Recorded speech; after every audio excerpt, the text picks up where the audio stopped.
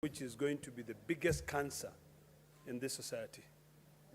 So many Kenyans are trooping into hospitals with their NHIF card, having paid the NHIF contributions, but they are sent back home without being given services.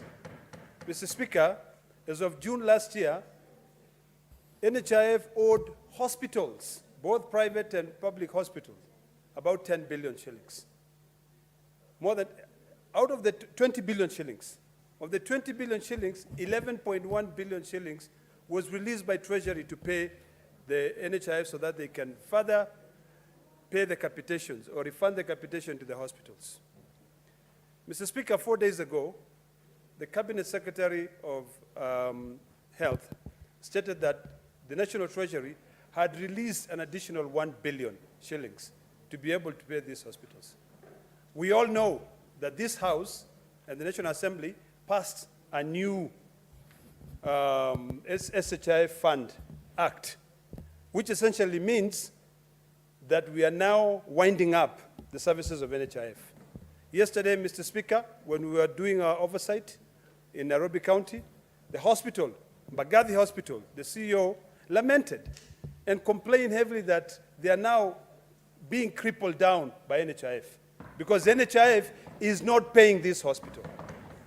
Mr. Speaker, this reminds me of when citizens contribute, they pay their contribution is deducted, and when it's deducted, when they go to the hospital, they do not get. Our courts, they do not get services.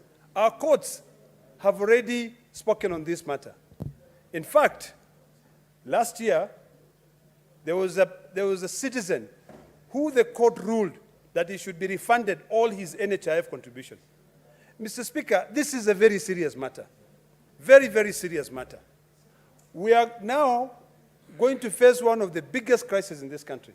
Because as we speak right now, Mr. Speaker, all Kenyans who are trooping into public hospitals, private hospitals, they are being sent back home. If they go with their NHIF card, they are being sent back home. So it begs the question that we are all so eager to pass a new health act or SHIF fund, which is supposed to pay for medical services for these Kenyans. What will happen to these hospitals which are supposed to provide services when you now go into the hospital with a new card of SHIF, yet you have another card and that hospital is owed over $1 billion by NHIF? This is a crisis, Mr. Speaker.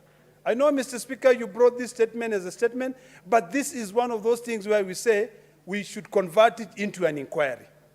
Because it only means that either our county governments are not remitting the deductions to NHIF, or once the money gets there, the money is diverted to other things. This is a very serious crisis. And all of us seated here should be very worried about the outcomes. Mr. Speaker, the second statement that I'd like to comment briefly on is on the issue of fake fertilizers. Mr. Speaker, this is very interesting. A couple of days ago, I saw packets of supposedly unga or flour being disposed of in Naivasha, but it was part of the fake fertilizer. And people were being asked now to eat that fake fertilizer. Mr. Speaker, there was an expose of a factory along Nakuru, the highway, that was putting soil into bags and sealing them and selling them as fertilizers. Mr. Speaker, is this a country that we live in? A country that has got institutions. It's got ESCC, it's got NIS, it's got the CID. What exactly are we telling our Kenyans? Mr. Speaker, we as legislators must now, this is what it calls for us to convert even this House into a full House committee to be able to investigate these matters. Everyone is complaining. Life is difficult, yet you are still selling them fake fertilizers. What exactly are we telling Kenyans? That we are a man-eat-man society? Finally, Mr. Speaker, the last statement that I want to comment on is the statement brought by Senator Mudhama. This is a very important statement, and all 47 elected senators really ought to pay attention to that statement. We have pending bills amounting to 156 billion.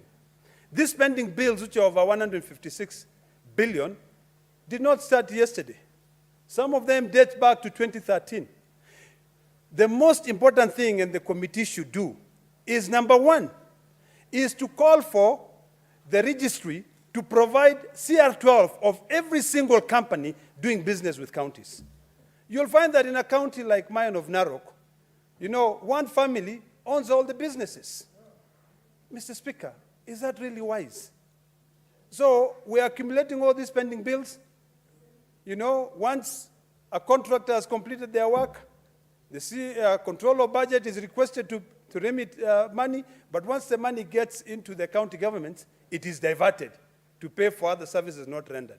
This is a very serious matter, Mr. Speaker. So I would like to request all the 47 elected senators to follow the footsteps of Senator Ledama. Demand for budgets, demand CR12 for all the companies that are doing business with your counties. You'll be surprised. You will see that all the money is going in one pocket. One pocket. This is a shame. Thank you, Mr. Speaker.